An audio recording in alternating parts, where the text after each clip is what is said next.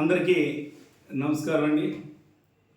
మనం చూస్తున్నాం గత 12 రోజుల నుంచి కూడా ఆరోగ్యశ్రీ నెట్వర్క్ ఆసుపత్రులు అన్నీ కూడా మరి ఏ రకంగా బంద్ చేసి గవర్నమెంట్ వాళ్ళకి కనీస పేమెంట్ ఇవ్వకుండా ఏ రకంగా వాళ్ళందరినీ కూడా ఏడిపిస్తుందన్న చూసాం.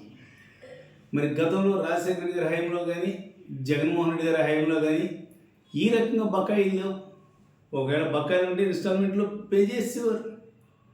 పొరపాటును కూడా ఇన్ని రోజులు ఎప్పుడూ కూడా ఏ ప్రభుత్వ అధికారులు ఉన్నప్పుడు కూడా సమ్మె చేయలేదు. ఈవేళ సుమారు 3,000 కోట్లు పైగా వాళ్ళందరికీ కూడా బకాయిలు ఉండడంతో వాళ్ళ దారి లేక మరి నెట్వర్క్ హాస్పిటల్స్ అన్నీ కూడా సమ్మె చేయడం జరిగింది. దీనివల్ల ప్రభుత్వానికి లాభం ఉండొచ్చు, ప్రభుత్వం లాభం ఏంటనే చెప్తాను, కానీ పేదలకు మాత్రం చాలా కష్టాలేంటి ప్రాణాల మీదకి తెచ్చుకుంటున్నారు. ఎందుకంటే హార్ట్ అటాక్ వచ్చిన వాళ్ళకి కనీసం స్టంట్లు వేయాలన్నా కానీ ఆరోగ్యశ్రీ లేదన్నారు. ప్రైవేట్గా వాళ్ళు సప్పో చేసి తల తాకట్టు పెట్టుకుని గుండె ఆపరేషన్లో స్టంట్లు ఇవి కూడా వేయించుకుంటున్నారు. ఫ్రాక్చర్ అయిన వాళ్ళు అదే పరిస్థితి, సొంత డబ్బులతో వాళ్ళందరూ కూడా చేయించుకుంటున్నారు. కారణం ప్రభుత్వం ఈ 12 రోజుల నుంచి పట్టించుకోవట్లేదు. ఆరోగ్యశ్రీ హాస్పిటల్స్ ఏవి కూడా వాళ్ళు చేయడం లేదు. వీళ్ళు ఆగడానికి కూడా టైం లేదు. ఎమర్జెన్సీలు ఫ్రాక్చర్ అయిన వాళ్ళు ఇన్ని రోజులు ఆగలేరు, హార్ట్ అటాక్ వచ్చిన వాళ్ళు ఇన్ని రోజులు ఆగలేదు. 24 గంటల పేద ఎపండిసైటిస్ చీమ్ బట్టి బాగా ఇన్ఫెక్షన్ వచ్చిన వాళ్ళకి ఎక్యూట్ స్టేజ్లో ఆగడానికి లేదు. వీళ్ళందరూ కూడా పేమెంట్ ఇచ్చే చేయించుకుంటున్నారు. అంటే ప్రభుత్వం ఒక రకంగా చెప్పాలంటే ఆరోగ్యశ్రీని ఏ రకంగా నిర్వీర్యం చేయాలన్న ఉద్దేశంతో కనీసం వాళ్ళని చర్చలకు కూడా పిలవడం లేదు. ఎవరు పోతే మాకే, ప్రజలు ఏమైపోతే మాకే అనే తీరులోనే వాళ్ళు ఉన్నారు. అంతేకాకుండా వాళ్ళు ఇంకోటి కూడా నా ఉద్దేశ ప్రకారంగా ప్రభుత్వం ఇంకోటి కూడా చూసుకుంటుంది. ఈ 12 రోజులు ప్రభుత్వానికి అయ్యే ఖర్చు కూడా మిగులుతుంది, అది ప్రభుత్వానికి లాభం. ఎందుకంటే ఈ ఆరోగ్యశ్రీ ఉంటే ఈ హాస్పిటల్స్కి పే చేయాలి, పే చేయక్కర్ లేకుండా పోతుంది, మిగిలిందల్లా మిగలడం, ఇది ప్రభుత్వానికి లాభం. అంటే ప్రజలు ఏమైపోయినా పర్వాలేదు, ప్రభుత్వానికి మాత్రం ఖర్చు మిగిలితే చాలన్న ఉద్దేశంతో ఈ రకంగా చేస్తుంది. ఏది ఏమైనా ఇప్పటి వరకు కూడా చర్చలకు కూడా పిల్లలేదు. అంటే ఆరోగ్యశ్రీని ఏ రకంగా నిర్వీర్యం చేస్తుందా అన్నది మనం ఆలోచించాలి.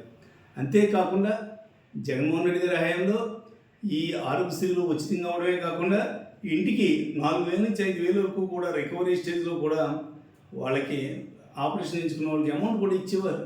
అది ముందే తీసేశారు. కనీసం ఇప్పుడు వైద్యం కూడా తీసేశారు. ఇవన్నీ కూడా రానున్న రోజుల్లో ఇన్సూరెన్స్కి ఏదో లింకప్ చేస్తామని వాళ్ళు చెప్పడం జరుగుతుంది ప్రభుత్వం. అంటే పూర్తిగా నిర్వీర్యం చేసేసి దీన్ని ప్రజలు జాయిగా ఆరోగ్యశ్రీ నుంచి ఇంకా అలవాటు మానుకొని వాళ్ళ తల తాకట్టు పెట్టుకుని వాళ్ళ తంటాలు ఏదో వాళ్ళు పడతారులే అన్న ఉద్దేశంతో ప్రభుత్వం ఈ రకంగా చేస్తుంది. కేవలం సంవత్సరానికి అయ్యే ఖర్చు ప్రభుత్వం మిగిల్చుకోవాలనే చూస్తుంది. దీనివల్ల నష్టపోయేది సామాన్యులు, ముఖ్యంగా పేదలు. ఆ రోజున స్వర్గీయ రాజశేఖర రెడ్డి గారు ఏ ఉద్దేశంతో ప్రారంభించారో అది నెరవేరింది.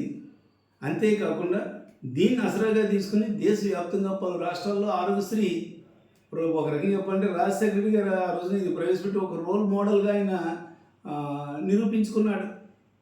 ఆయన్ని ఆదర్శంగా తీసుకుని ఎంతోమందిని ముఖ్యమంత్రులను ప్రభావితం చేసింది ఈ స్కీమ్. అటువంటి స్కీమ్ని మీరు నిర్వీర్యం చేయడం, ప్రజలకు ప్రాణాలు ఏవైతే అయినా కూడా మాకు పర్వాలేదు అని మరి ప్రభుత్వం భావించడం చాలా దుర్మార్గం. ముఖ్యంగా అనపర్తి నియోజకవర్గానికి వస్తే స్థానిక శాసనసభ్యుడు రామకృష్ణారెడ్డి దీనిపైన కనీస స్పందన లేదు. మాట్లాడితే ఏదో అవాకులు చవాకులు మాట్లాడుతుంటాడు ఆయన. ఏ ఆరోగ్యశ్రీ గురించి పేదలు నీకు పట్రా, ఈ నియోజకవర్గంలో ఇంతమంది ప్రాణాపాయ స్థితిలో ఉన్నారు, వాళ్ళు ఏ రకంగా కాపాడాలని, నన్ను ఓట్లేసి గెలిపించిన ప్రజలకి ఏ రకంగా సాయం చేయాలన్న ఆలోచన నీకు లేదా? ఉంటే ప్రభుత్వం పైన ఎందుకు ఒత్తిడి తీసుకురావు? కనీసం ఒక స్టేట్మెంట్ అనే పోయా, అది పో. స్టేట్మెంట్ ఇస్తే ఏమైపోతుందని భయం. నీ లొసుకులన్నీ చంద్రబాబు నాయుడు బయటికి తీస్తాడని, ఎదురు తిరిగి మాట్లాడితే నీ లొసుకులు తీస్తాడని అంత భయం ఉన్నవాడు ఎమ్మెల్యే ఎందుకు? ధైర్యంగా ప్రజలు ఉపయోగపడేది, ఇదేమి నాకు ఇంకోటికి ఉపయోగం కాదు, ప్రజలకు ఉపయోగపడే విధంగా, ముఖ్యంగా పేదలకు ఉపయోగపడే ఈ స్కీమ్ని ఎందుకు నిర్వీర్యం చేస్తున్నారు? ఒక స్టేట్మెంట్ ఇవ్వయ్యా. దమ్ము ధైర్యం లేదు నీకు. ఎటు వచ్చి రాజమండ్రి, కాకినాడ, విజయవాడ ఏదో పార్టీ కార్యక్రమాలు కానీ సరదాగా తిరగడానికి నీకు టైం సరిపోతుంది, కానీ ఈ ఆరోగ్యశ్రీ హాస్పిటల్స్కి వెళ్ళి అక్కడ ఎవరెవరు ఇబ్బందులు పడుతున్నారు ఏమిటి, కనీసం వాళ్ళకి మెరుగైన చికిత్స ఏ రకంగా అందించాలి అన్న ఆలోచన కానీ ఏమీ లేదు. కోట్లాది రూపాయలు సంపాదించామే, కనీసం కొంత సాయం చేయొచ్చు కదా ఈ ఆరోగ్యశ్రీ పేషెంట్లకి. ఎలాగ మీ ప్రభుత్వం చేయించడం లేదు. వాళ్ళకి అయ్యే ఖర్చులు నువ్వు కూడా కొంత భరించవచ్చు, ఎందుకంటే నువ్వు ఎలాగో అక్రమ సంపాదనలో గనుడు అందరికీ కూడా తెలిసిన విషయం. కొంత నువ్వు కూడా వాళ్ళకి సహాయం చెయ్యి. చన్నీళ్ళకి వేడినీళ్ళకి చన్నీళ్ళు అనేది తోడుంటుంది, అది చెయ్యు.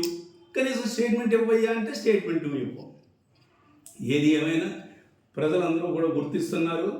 ఇవన్నీ కూడా రానున్న రోజుల్లో తప్పనిసరిగా మీరందరూ కూడా ప్రజలకి ఇంత ప్రీతిపాత్రమైనటువంటి ఆరోగ్యశ్రీని ఈ రకంగా నిర్వీర్యం చేసినందుకు మీ కూటమి ప్రభుత్వాన్ని, ముఖ్యంగా రామకృష్ణారెడ్డి ఇలాంటి సొల్లు కబుర్లు చెప్పే ఎమ్మెల్యేలని వీళ్ళందరికీ కూడా తగిన విధంగా గుణపాఠం చెప్తారని మాత్రం ఈ సందర్భంగా తెలియజేస్తున్నాను.